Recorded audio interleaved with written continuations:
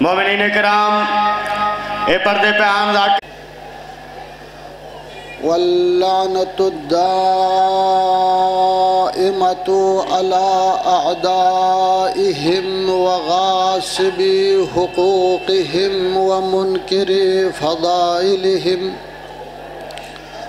أعداء الله أجمعين من يومنا هذا إلى قيام يوم الدين.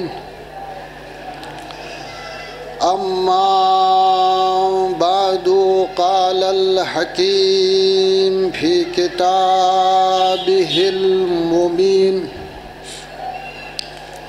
بسم الله الرحمن الرحيم. إنا أعطيناك الكوثر فصل لربك وانحر إن شانئك هو الأبتر. صلوات.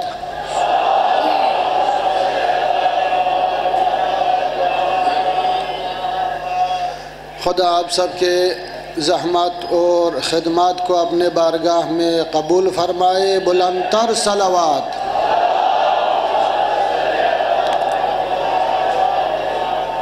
بارگاہ الہی میں دعا ہے بی بی دو عالم خاتون جنت کے صدقے میں تمام مریضوں کو شفائے کاملہ و عاجلہ نصیب ہو. بلند تر صلوات.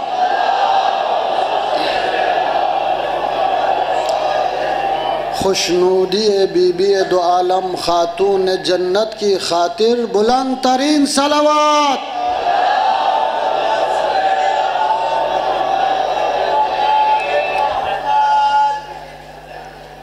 مومنین کرام، خدا سلامت رکھے. ذکر محمد و آل محمد کرنے والوں کو مسلسل 2 دن سے آپ لوگ ذکر اہل بیت میں اور اس عظیم عبادت میں مصروف ہے. یقیناً فضائل کا بھی بیان ہونا چاہیے، ذاکری بھی ہونی چاہیے، مناقب بھی ہونی چاہیے. ساتھ ساتھ یقیناً ہمیں اس چیز کی بھی ضرورت ہے کہ ہم دیکھیں فاطمہ زہرا خاتون قیامت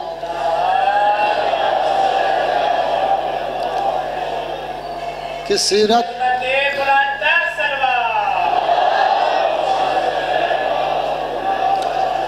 ہر ذاکر، ہر مقرر، ہر خطیب اپنے انداز سے ذکر کرتے ہیں. ہر کسی کا انداز الگ الگ ہو سکتا ہے، الفاظ الگ الگ ہو سکتے ہیں، لیکن معنی اور مفہوم ایک ہے.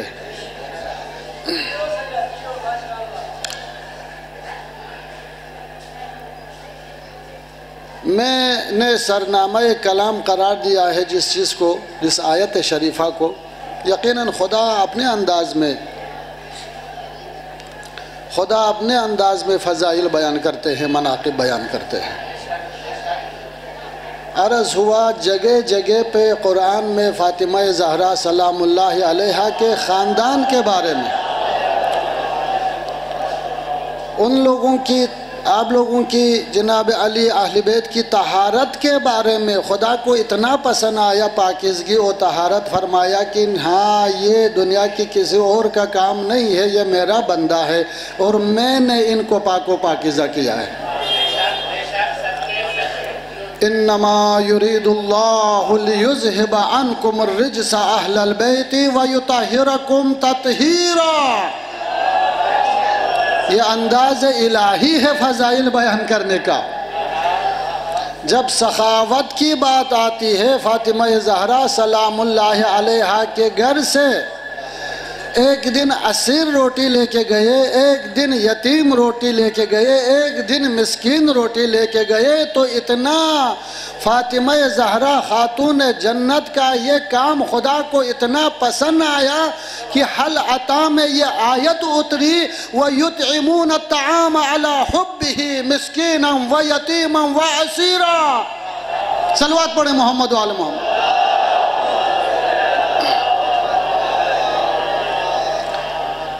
یہ روایات میں بھی ہے کہ ظاہری طور پر تو ایک مسکین آیا تھا، ایک غریب آیا تھا، ایک فقیر آیا تھا، ایک اسیر آیا تھا، لیکن بزرگان فرماتے ہیں کہ شان زہرا، عبادت اور سخاوت زہرا کو دکھانے کے لیے یتیم کی شکل میں، مسکین شکل میں، اسیر کی شکل میں آسمان سے فرشتے آئے تھے، کہ کوئی عام انسان نہیں تھے۔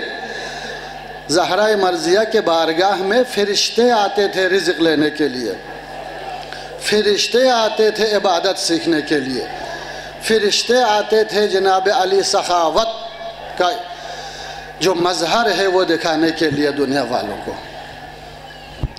ایک نعمت عظمیٰ ہے فاطمہ زہرا سلام اللہ علیہ، نعمت عظمیٰ۔ بس اسی چند جملوں میں کچھ باتیں سورہ کوثر کے بارے میں کرنا چاہتا ہوں۔ تیار ہے آپ لوگ؟ تیار ہے؟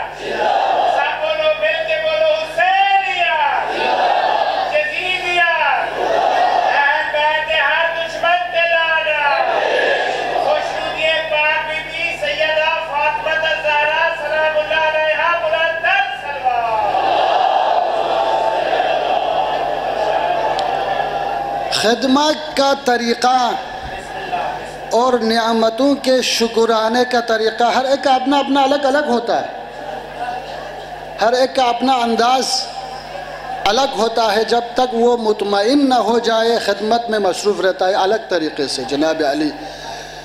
اسی لیے کہتے ہیں کہ عزاداری مولا امام حسین میں کوئی مرثیہ پڑھ کے سمجھتے ہیں میں نے خدمت کر دیا، کوئی نوحہ پڑھ کے سمجھتے ہیں میں نے خدمت ادا کر دیا، کوئی ذاکری کر کے سمجھتے ہیں میں نے خدمت ادا کر دیا، کوئی ماتم کر کے سمجھتے ہیں کہ میں نے خدمت ادا کر دیا، کوئی نذر و نیاز دے کے سمجھتے ہیں میں نے خدمت ادا کر دیا، اور کوئی زنجیر کا ماتم کر کے سمجھتے ہیں میں نے خدمت ادا کر دیا۔ یہ اپنا اپنا انداز الگ ہے۔ جب تک انسان مطمئن نہ ہو، انسان کی اطمینان تک وہ خدمت کرتے ہوئے آگے بڑھانا چاہتے ہیں۔ لہٰذا ان نعمتوں کا شکریہ ہمیں کیسے ادا کرنی چاہیے، ان نعمتوں کی قدر ہمیں کیسے کرنی چاہیے، ان نعمتوں کے بارے میں ہمیں سوچنا چاہیے، آگے بڑھنا چاہیے کس طریقے سے۔ عرض ہوا فاطمہ زہرا بی بی دو عالم، خاتون جنت، خاتون قیامت، سیدۃ النساء العالمین ایک نعمت عظمیٰ ہے۔ قرآن کریم میں رحمت للعالمین کو مختلف چیزیں اور نعمتیں دی گئی ہے، مختلف نعمتوں سے نوازا گیا۔ لہٰذا ان نعمتوں میں سے ایک نعمت ہے کوثر۔ بسم اللہ الرحمن الرحیم، انا اعطیناک الکوثر۔ قرآنی آیت ہے، سورہ ہے، پڑھیں میرے ساتھ، انا اعطینا یا رسول اللہ، ہم نے تجھے کوثر عطا کیا۔ یہ نہیں کہا کہ ہم نے تجھے کوثر دے دی۔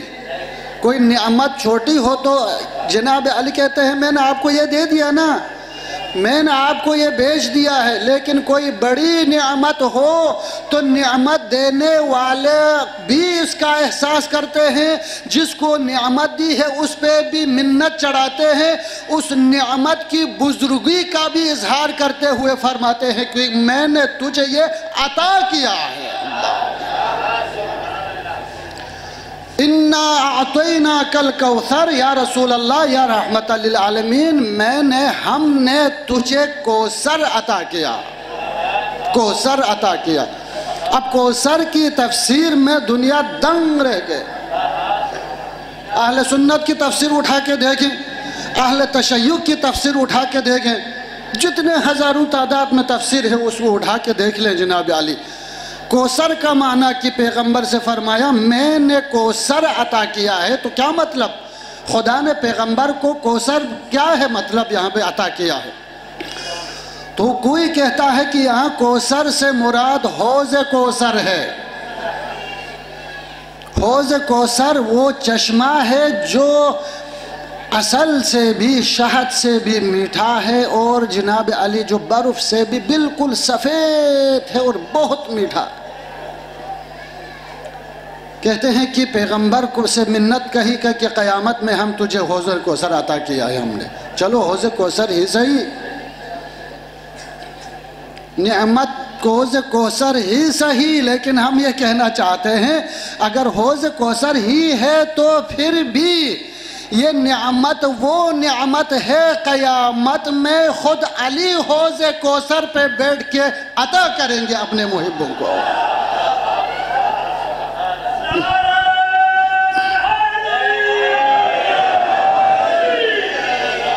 سبیل ہے یہ، سبیل قیامت میں بہشت میں جو جائیں گے ان کے لیے کوثر نام کا ایک سبیل ہے، ایک نہر ہے، اور امیر المومنین کا نام ہے ساقی ہے۔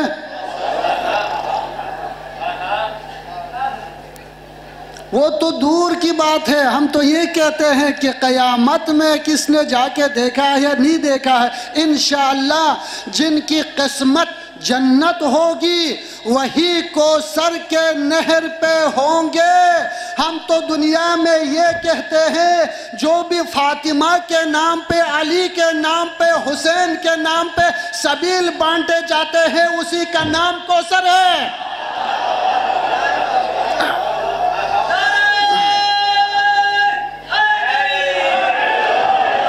دنیا میں جس کو حسین کے نام پہ کوثر پینے کا موقع ملا سمجھو وہ اہل کوثر ہے۔ کوثر کا مطلب اگر حوض کوثر ہے تو ہم خوش ہیں، ہم بھی ہیں۔ کیوں؟ اس لیے کہ ہماری ہی قسمت میں ہے حوض کوثر۔ حوض کوثر کا مالک ہی ساقی کوثر امیر المومنین ہے۔ کچھ لوگ مفسرین نے اس پہ ترجمہ کیا ہے کہ یہ کوثر کا مطلب خیر کثیر ہے۔ یا رسول اللہ ہم نے تجھے خیر کثیر عطا کیا۔ کچھ کہتے ہیں کہ اس میں جو ہے وہ مال کثیر ہے۔ یا رسول اللہ ہم نے تجھے مال کثیر عطا کیا ہے۔ خیر کثیر کے زمرے میں مجتہدین مفسرین فرماتے ہیں کہ خیر کثیر میں شامل ہے نبوت بھی شامل ہے۔ یہ خیر کثیر ہے تو یہ ہم نے تجھے عطا کیا ہے نبوت۔ رسالت کو بھی خیر کثیر کہتے ہیں کہ ہم نے تجھے عطا کیا ہے۔ قرآن کو بھی خیر کثیر میں شمار کیا ہے کہ ہم نے تجھے عنایت کیا ہے یہ چیزیں۔ رحمت کو بھی شامل کیا ہے کہ ہم نے تجھے رحمت عطا کیا ہے۔ یہ چیزیں ساری چیزوں کا تفسیر کیا گیا ہے کہ کوثر سے مراد مال کثیر ہے، خیر کثیر ہے، کثیر نیکی کا مطلب ہے۔ لیکن میں یہی کہنا چاہتا ہوں مفسرین سے کہ قرآن کی خصوصیت یہ ہے کہ جو پہلا جملہ ہے اس کو جب تک آخری جملے سے متصل نہ کیا جائے معنی سمجھ میں نہیں آئے گا۔ قرآن کا اول قرآن کا آخر جب تک ٹچ نہ ہو، متصل نہ ہو، نہ ملائے اگلے کا معنی سمجھ میں نہیں آئے گا۔ تو کوثر کو سمجھنے کے لیے پہلی آیت ہے کوثر کہ کوثر کا معنی کیا ہے، اس کو سمجھنے کے لیے آخری آیت پہ نظر کرو۔ آخر میں کیا کہا ہے؟ اِنَّا شَانِئَكَ هُوَ یہاں کوئی مال کا ذکر نہیں ہے، یہاں کوئی خیر کا ذکر نہیں ہے، یہاں کسی اور چیز کا ذکر نہیں ہے۔ یہاں پہ کہا گیا ہے کہ یا رسول اللہ آپ کو ابتر کہنے والے ہی ابتر ہوں گے، وہی بے اولاد ہوں گے۔ تو مطلب یہ ہو گیا آپ کا دشمن بے اولاد ہے، آپ اولاد کثرت سے خدا نے نوازا ہے۔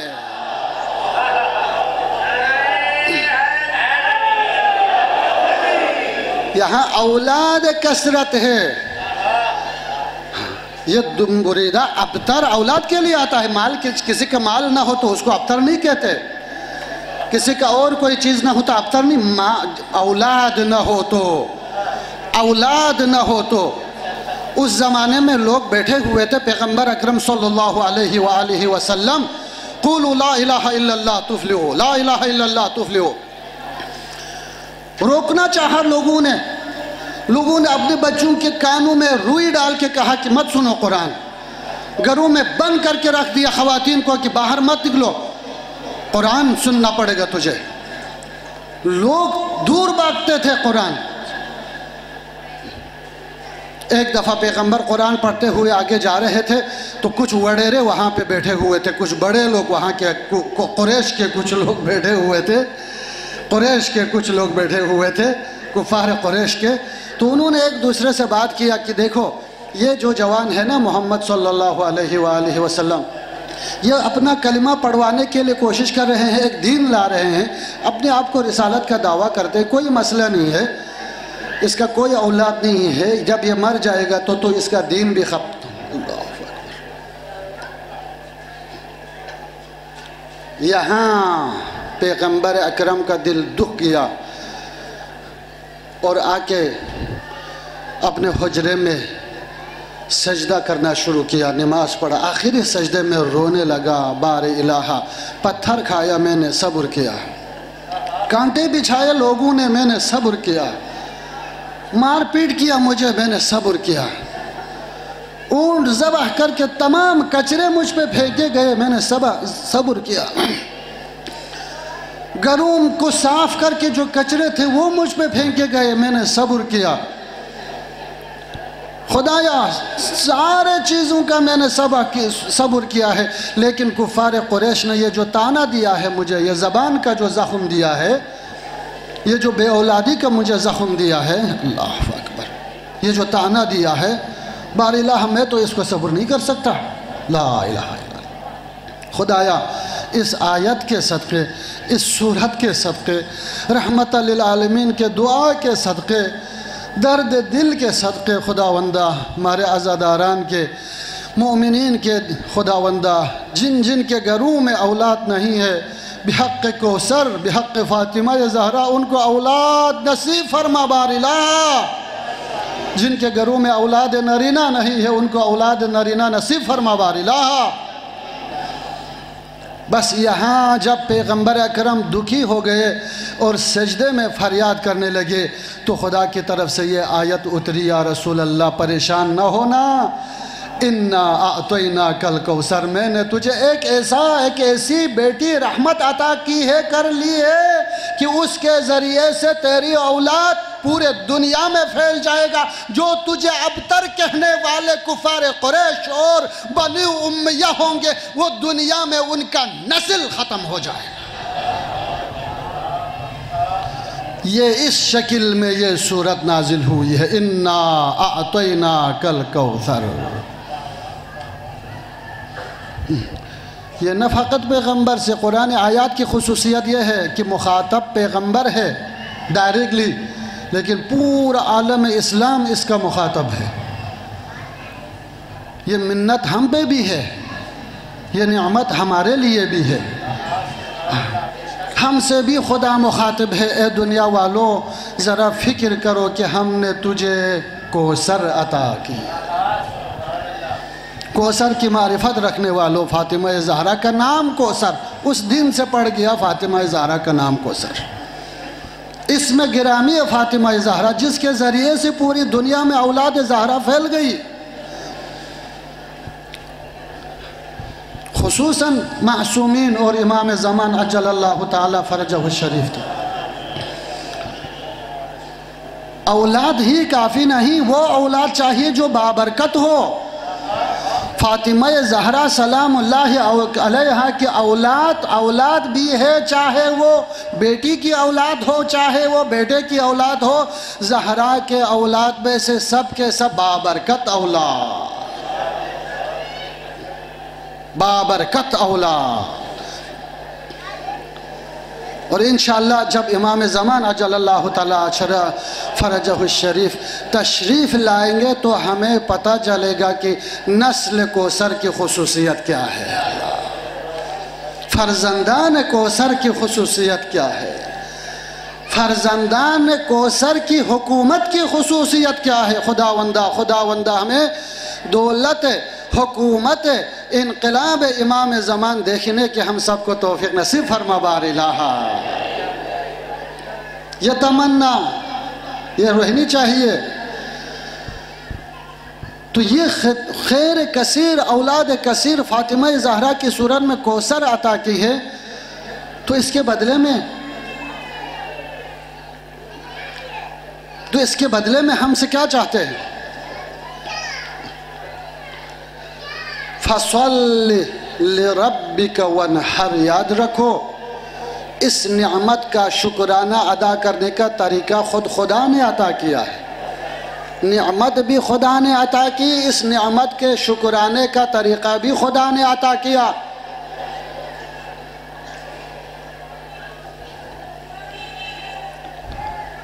ایک دوسری آیت میں بھی دیکھیں نا، قُلْ لَا أَسْأَلُكُمْ عَلَيْهِ أَجْرًا إِلَّا الْمَوَدَّةَ فِي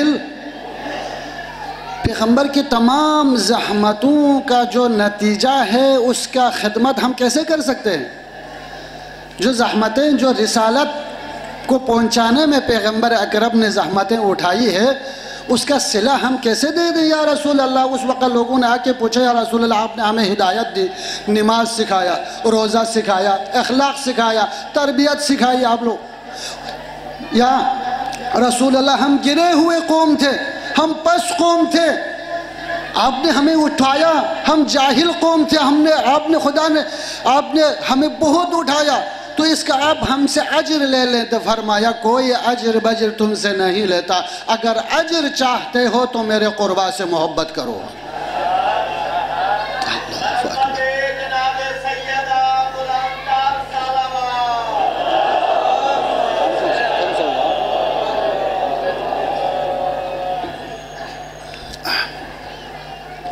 لہٰذا یہاں پر بھی ہے، اس نعمت کا شکرانہ ہم کیسے ادا کریں؟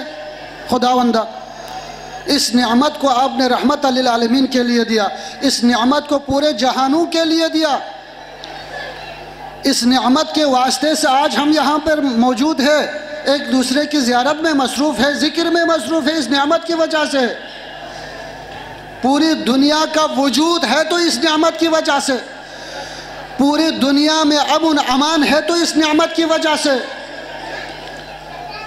پوری دنیا میں خیر اور نیکی ہے، تو اس نعمت کی وجہ سے۔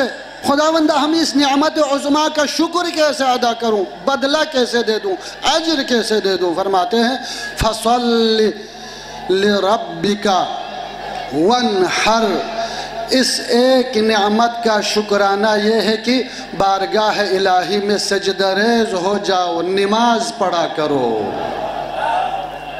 اللہ یہ دیکھیں،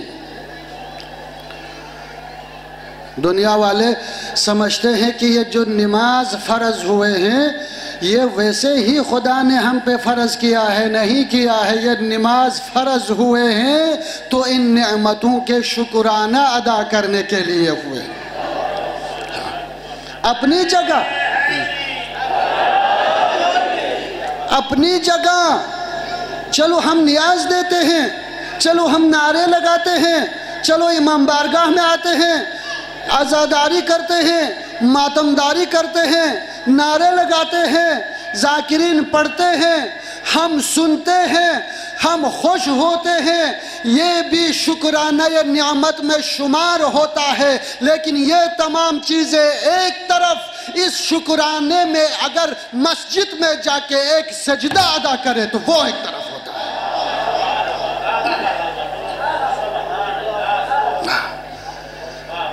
جو نماز ادا نہ کرے، جو سجدہ نہ کرے، جو پاک نہ ہو، جو پاکیزہ نہ ہو، جو طہارت نہ کرے، جو وضو نہ کرے، اور یہ سب کرنے کے بعد، پاک ہونے کے بعد، پاکیزہ ہونے کے بعد، وضو کرنے کے بعد ایک پاک جگہ پہ جا کے الہی خانے میں، بیت خدا میں جا کے جب سجدے میں گر جاتے ہیں تو طہارت والوں سے ہمارا متصل ڈائریکٹ ہو جاتا ہے۔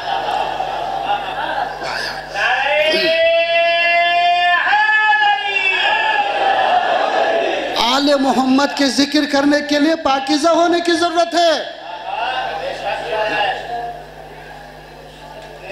یہ نہ ہو کہ ہم وضو کے بغیر خاتون جنت کا نام لے لے،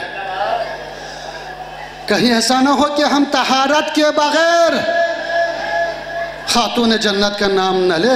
یہ تو میں نے عرض کیا تھا نا، سلمان فارسی ایک دفعہ اپنے بیوی کے گھر میں، خاتون جنت کے گھر میں تشریف رکھتے تھے، کچھ کام تھا، کام نپٹانے کے بعد باہر نکل پڑے، نکلتے دروازے سے دیکھا کہ علی وہاں سے آ رہے ہیں، دونوں میں ملاقات ہو گئی، سلام دعا ہونے کے بعد علی نے پوچھا سلمان کہاں سے آئے ہو؟ کہا مولا میں تو آپ کے گھر سے آیا ہوں۔ سلمان گھر میں کون ہے؟ مولا آپ جا کے دیکھیں گھر میں کون ہے۔ بتاؤ سلمان گھر میں کون ہے؟ مولا آپ جا کے دیکھیں گھر میں کون ہے۔ تین دفعہ جو ہے تکرار کیا، سلمان نے نہیں کہا کون ہے، جائیں آپ جا کے دیکھیں۔ امیر المومنین دروازہ کھول کے در میں داخل ہو گیا تو دروازے کے سامنے خاتون قیامت شفیعہ روز جزا زوجہ امیر المومنین علیہ السلام تشریف رکھتے ہیں، سلام دعا کیا۔ دختر رسول سلمان نہیں تھا یہاں پہ؟ جی علی ابن عم سلمان ابھی مجھ سے مل کے گئے ہیں۔ ہاں یہ سلمان نے مجھے بتایا نہیں، میں نے اس سے پوچھا تھا کہ گھر میں کون ہے، کم از کم وہ بتا دیتے، مجھے دختر رسول ہے بتا دیتے، زہرہ مرضیہ ہے مجھے بتا دیتے۔ جلدی سے باہر تشریف لے گئے، سلمان کو پکڑ کے کہا تو نے کیوں نہیں کہا گھر میں فاطمہ ہے، کیوں نہیں کہا؟ کہا آپ جائیں اور دیکھیں تو پتہ چلے گا۔ ہاتھ جوڑ کے امیر المومنین کے سامنے بیٹھ کے کہا یا علی آپ معاف کرنا، میں وضو سے نہیں تھا، شرمندہ ہو گیا کہ زہرہ کا نام لے لوں۔ اللہ میں وضو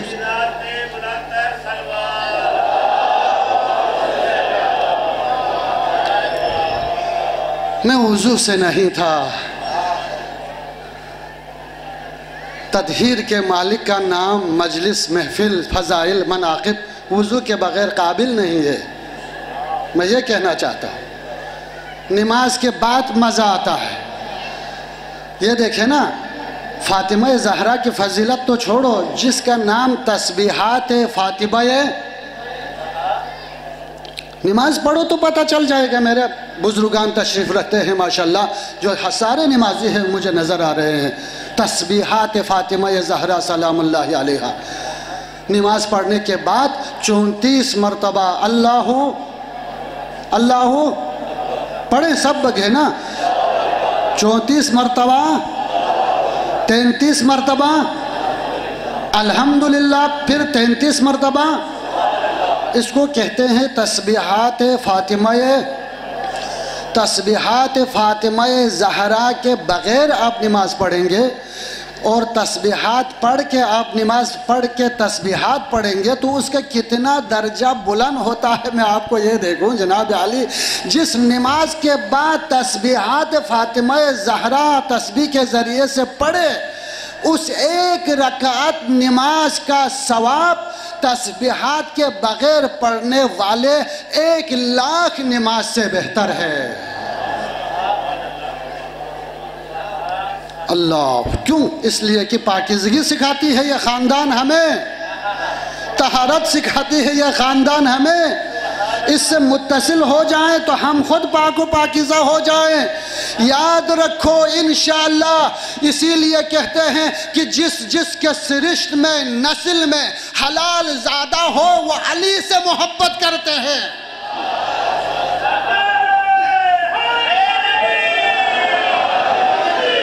اور علی کی محبت، زہرا کی محبت، حسن حسین کی محبت کا اعلان کرنا ایک تو ہمارا عقیدہ ہے، دوسرا ہمارے حلالیت کا ہم اعلان کرتے ہیں دنیا کے سامنے۔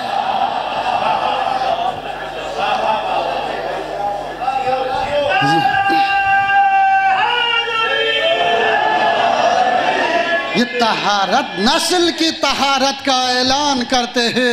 ہمارے بزرگوں سے ہم نے سنا ہے، جناب علی کہتے تھے جب کوئی زوار جاتے ہیں نا، جب کوئی زوار جاتے ہیں، مشہد میں جائے، قم میں جائے، کربلا میں جائے، نجب میں جائے، شام میں جائے، خراسان میں جائے، کاظمین میں جائے، تو ہمارے بزرگوں کا روش ہوتا تھا کہ غسل کرنے کے بعد بارگاہ پہ جا کے سجدہ کر کے کہتے تھے خداوندہ تیرا شکر ہے اس بارگاہ پہ بوسہ دینے کا مجھے موقع ملا، مجھے تسلی ہو گئی میں حلال زادہ ہوں۔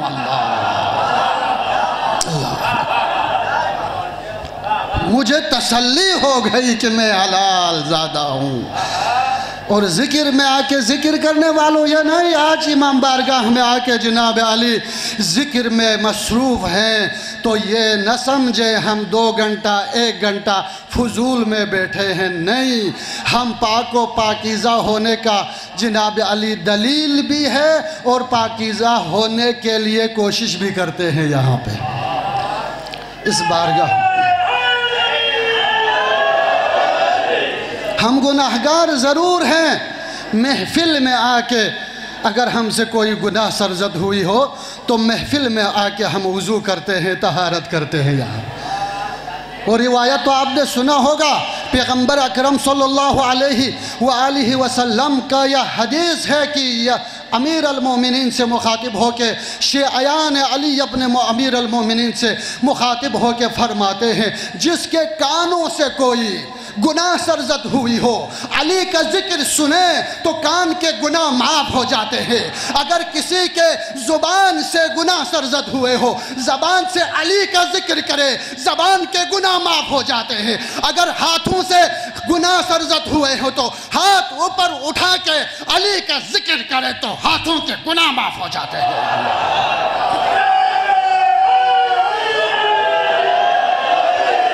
انشاءاللہ اپنے ذہن کے، اپنے زبان کے، اپنے دماغ کے، اپنے خیال کے، اپنے ہاتھ کے، اپنے پاؤں کے، اپنے ضمیر کے طہارت کا ثبوت دینا ہے۔ طہارت چاہتے ہو تو دونوں ہاتھوں کو اوپر اٹھاؤ، ہاتھوں کو اوپر اٹھا کے علی کا ذکر کرو، نعرہ حیدری حیدری حیدری۔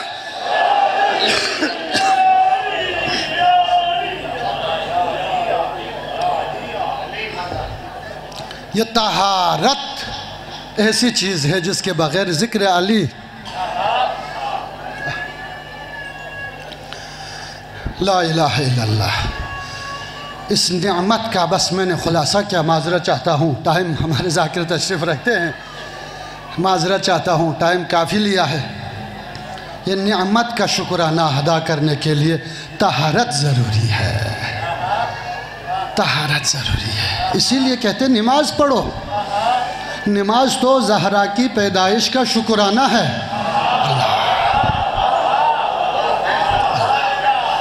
وقت نہیں ہے میں حدیث کوٹ کرتا، علل الشرائع میں دیکھیں آپ،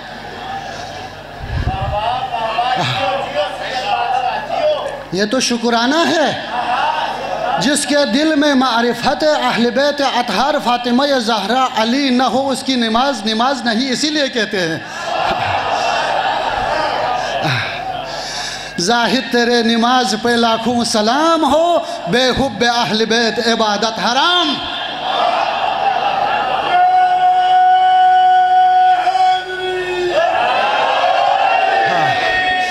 بدن پہ جامع احرام، دل میں بغض علی۔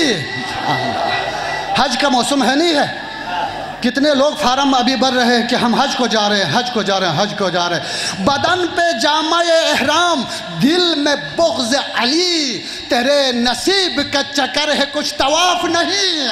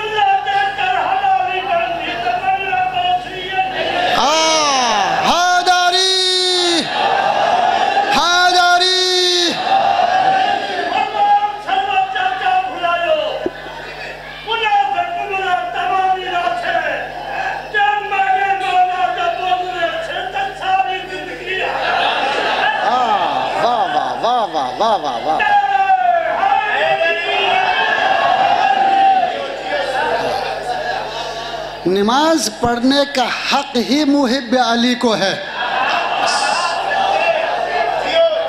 محب علی کا حق ہے کہ وہ نماز ادا کرے، دوسروں کا کوئی حق نہیں ہے. دوسرے کیسے نماز پڑھتے ہیں؟ جس کے دل میں حب علی نہ ہو وہ کیسے نماز پڑھیں گے؟ اس کو نماز کا پتہ ہی نہیں ہے. طہارت، اس لیے کہ طہارت، طہارت میں ہم ذکر علی کرتے ہیں، قیام ہو کے بارگاہ الہی میں جناب علی جمع ہو کے ہم کرتے ہیں کہ اہدنا الصراط المستقیم صراط الذین انعمت علیہم. اللہ خدایا ہمیں وہ راستہ دکھا دے جو علی کا راستہ ہے.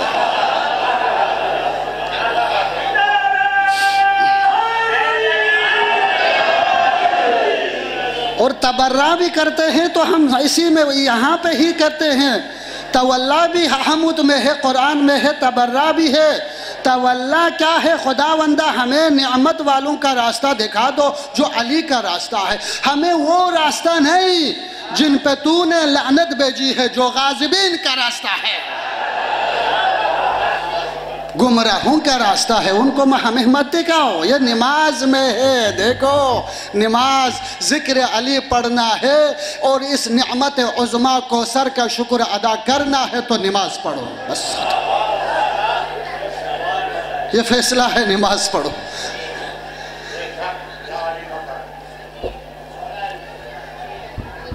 ماشاءاللہ.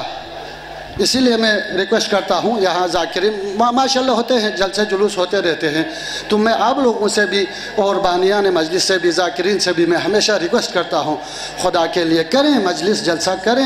یہ عمل عبادت ہے، لیکن ایک دفعہ مسجد میں جا کے کریں. نماز کے ٹائم پہ جائیں، مسجد میں جا کے ذکر علی کریں. بس 5 منٹ نماز کا وقفہ کریں تاکہ ہم مسجد میں جا کے ذکر علی کر سکیں، سجدے میں ذکر علی کر سکے، رکوع میں ذکر علی کر سکے، قیام میں ذکر علی کر سکے. وہ بھی علی ذکر علی ہے، یہ بھی ذکر علی ہے.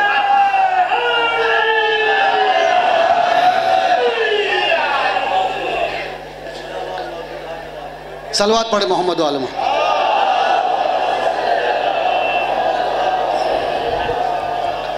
وقت کے دامن میں کافی ٹائم آ چکے ہیں، گنجائش نہیں ہے.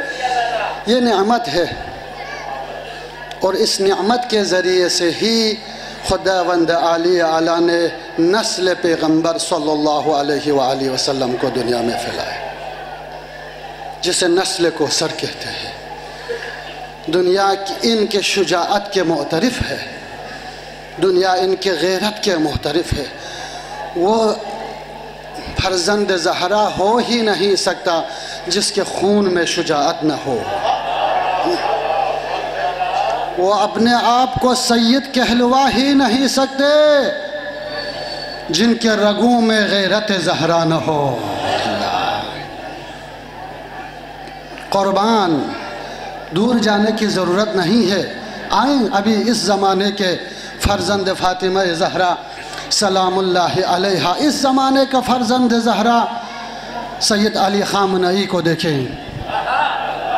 علی خامنئی کو دیکھیں، علی خامنئی کو دیکھیں. دنیا حیران ہے. ہم نے آج تک علی کے فضائل بیان کرتے آئے ہیں کہ علی نے خیبر میں کیا کارنامہ دکھایا. دنیا والوں، علی کا کارنامہ دیکھنا ہے تو اس وقت بھی جاؤ اسرائیل میں، فرزند علی نے اسرائیلیوں کے ساتھ کیا کیا ہے.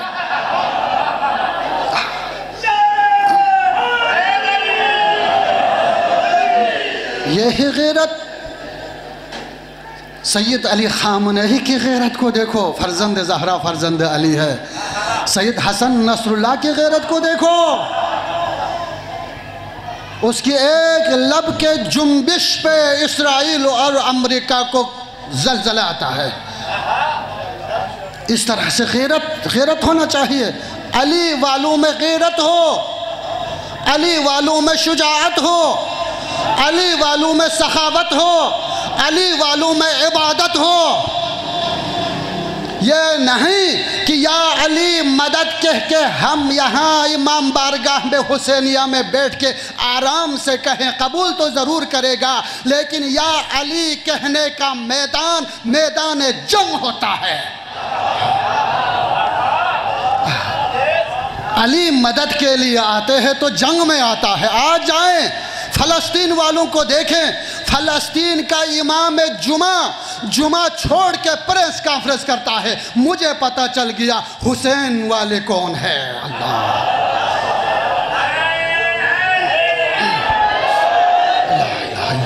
یہ جرأت اس زمانے میں جرأت دکھانا چاہیے، ہمیں جرأت دکھانا چاہیے، ہر ظالم سے ٹکرانے کی جرأت۔ اسی لیے کہتے ہیں کہ فاطمہ زہرا سلام اللہ علیہا سے سیکھو استقامت۔ علی پہ مرنے کا سلیقہ زہرا سے پوچھو، ولایت پہ قربانی دینے کا سلیقہ زہرا کو دیکھو۔ گئے کہا علی کو دے دو، کہا نہیں دوں گا۔ اللہ، دروازے گرائے گئے، کہا علی دے دو، نہیں دوں گی۔ محسن شہید کر دیے، کہا علی دے دو، نہیں دوں گی۔ اللہ، لا الہ، یہ ہے استقامت زہرا، یہ شجاعت زہرا، یہ صبر زہرا، یہ حمیت زہرا۔ خدا ہمارے مومنین کے بھی، پاکستان کے مومنوں میں، خدایا پاکستان کے مومنین میں بھی، مسلمانوں میں بھی غیرت و حمیت فاطمہ زہرا، نسل فاطمہ زہرا کی غیرت و حمیت ہم سب میں نصیب فرما بار الہا۔ دنیا والوں، پاکستان ہو، ہندوستان ہو، افریقہ ہو، امریکہ ہو، جہاں کہیں بھی ہو، تم کسی قوم کو جھکا سکتے ہو، لیکن جس کے لبوں پہ علی کا نام آتا ہے، جس کے ذہن میں فاطمہ زہرا کی طہارت ہو، وہ تمہیں جھکائے گا، ہم جھکنے والے نہیں ہیں۔ نہیں ہے ہم جھکنے والے، تمہیں جھکنا پڑے گا انشاءاللہ۔ ہوش کے ناخن لے لو، پاکستان میں ظلم و بربریت کرنے والوں، ہوش کے ناخن لے لو۔ پاکستان میں دہشت گردی پھیلانے والوں، ہوش کے ناخن لے لو۔ پاکستان میں فرقہ واریت پھیلانے والوں، ہوش کے ناخن لے لو۔ ہم سے ٹکرائے گا، ہم پائمال تو ہو سکتے ہیں، جھکنے والے نہیں ہیں۔ شہادت ہمارا شیوا ہے، ہم فرزند فاطمہ زہرا ہے، ہم فرزند علی ہے، ہم فرزند حسین ہے۔ انشاءاللہ عباس کا پرچم لے کے ہم آگے بڑھیں گے، امام زمان سے ملحق ہوں گے انشاءاللہ۔ عباس کا پرچم لے کے آگے بڑھیں گے، ملحق ہوں گے انشاءاللہ۔ نہیں، میں مصائب، میرے برادر یہاں پہ تشریف لائے ہیں، میں مصائب نہیں پڑھوں گا، بس ایک غیرت، ایک حمیت کا جذبہ میرا کام تھا، میرا پیغام تھا۔ اگرچہ میری کوتاہی ہے، تقریباً میں پہنچا سکا ہوں یا نہیں پہنچا سکا ہوں۔ میرا پیغام یہ تھا کہ اہل بیت کا ذکر کرنا ہے تو کرو، لیکن نماز کے بعد کرو، نماز کے ساتھ کرو۔ نماز کا ٹائم الگ، عزاداری کا ٹائم الگ رکھو۔ ذکر اہل بیت کرنا ہے تو پاک و پاکیزہ ہو کے کرو، وضو سے کرو، طہارت سے کرو۔ آل محمد پہ خرچہ کرنا ہے تو ضرور خرچہ کرو، زکوٰۃ نکال کے کرو، خمس نکال کے کرے، مال کو پاک و پاکیزہ کر کے اس پاک مال کو بطول پہ خرچہ کرو۔ اللہ، یہ غریبوں کا حق،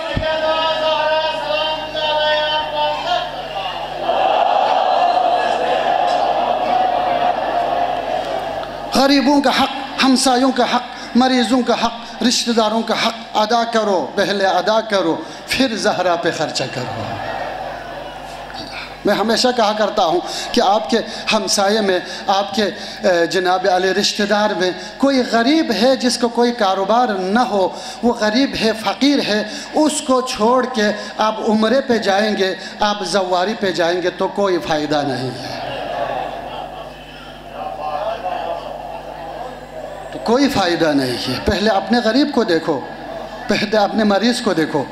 1.5 لاکھ خرچہ کرنا ہے نا عمرے پہ، 50,000 غریب کو دیکھو، اس کو اپنے پاؤں پہ کھڑا ہو جاؤ۔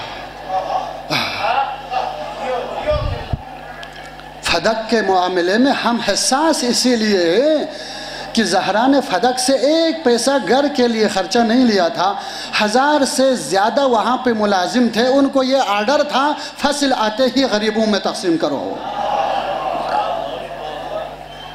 ایک پیسہ زہرا گھر میں نہیں لاتے تھے، کہا تھا غریبوں میں تقسیم کرو، غریبوں میں تقسیم کرو۔ اللہ غیرت و حمیت زہرا، اور اس کو انجام دینے کے لیے 2-3 نعرے، بس میں نے ختم کیا، معذرت سے نعروں کا میرے ساتھ جواب دیجئے، مصائب میں نہیں پڑھوں گا، میرے بزرگ تشریف رکھتے ہیں۔ نعرے تکبیر، میں اس طریقے سے نہیں، ہاتھ اٹھا کے، ہاتھ اٹھائیں، ہاتھ اٹھانا پڑے گا، ذکر علی کے لیے ہاتھ اٹھانا پڑے گا۔ نعرے تکبیر، نعرے رسالت۔ ہاتھ اٹھانے کے بعد سب کے زبان ہلتے ہوئے مجھے نظر آنا چاہیے، سب کے زبان ہلتے ہوئے نعرہ بلند کرتے ہوئے، نعرہ تکبیر، نعرہ رسالت، نعرہ حیدری، حیدری، حیدری، حسینیت، حسینیت، یزیدیت، یزیدیت، یزیدیت۔ انشاءاللہ فاطمہ زہرا سلام اللہ علیہا کے ایام ہے، ہم بی بی پاک دو عالم کو جو بھی حکم ہو، بی بی پاک دو عالم کے انشاءاللہ رونا ہمارا فریضہ ہے، ماتم کرنا، دکھ درد کرنا، فضائل کرنا، لیکن انشاءاللہ فاطمہ زہرا کو ہم لبیک بھی کہیں گے۔ ہمارے خواتین، ماں بہنیں بھی اور بزرگ جوان بھی 5 مرتبہ لبیک یا زہرا، لبیک یا زہرا، لبیک یا زہرا، لبیک یا زہرا۔ انشاءاللہ فرزند زہرا آئیں گے، مہدی زمان آئیں گے، تو اس وقت مزہ آئے گا ذکر فاطمہ زہرا کا۔ اللہ، مہدی تشریف لائیں گے، سیدھے جائیں گے مدینے میں، فاطمہ کے قاتلوں سے ایک ایک کر کے بدلہ لیں گے۔ اللہ، پھر مزہ آئے گا ذکر فاطمہ زہرا، ایام فاطمہ زہرا کا۔ انشاءاللہ اس مہدی کو پکاریں گے ہم 5 مرتبہ، میرے ساتھ ہاتھ بلند کر کے، لبیک یا مہدی، یا مہدی، لبیک یا مہدی، لبیک یا مہدی، لبیک۔ انشاءاللہ جس سے زہرا خوش ہوتے ہیں، جس سے مہدی خوش ہوتے ہیں، جو غریبوں کا سکون ہے، جو ظالموں کو لگانے والا عباس کا نعرہ ہے، علی اکبر کا نعرہ ہے، علی اصغر کا نعرہ ہے، زینب کا نعرہ ہے۔ دونوں ہاتھوں کو مکہ کر کے اٹھاؤ، اٹھاؤ دونوں ہاتھوں کو مکہ کر کے اٹھاؤ۔ اسرائیل کا مقابلہ، غزہ والوں کو فتح ہوگی انشاءاللہ، فلسطینیوں کا فتح ہوگی انشاءاللہ، مظلوموں کی فتح ہوگی انشاءاللہ، امریکہ اسرائیل نابود ہوگا انشاءاللہ۔ عباس کا وسیلہ دے کر ہاتھوں کو اٹھا کے فریاد کرو، لبیک یا حسین، لبیک یا حسین، لبیک یا حسین، لبیک یا حسین۔ بر محمد و آل محمد صلوات۔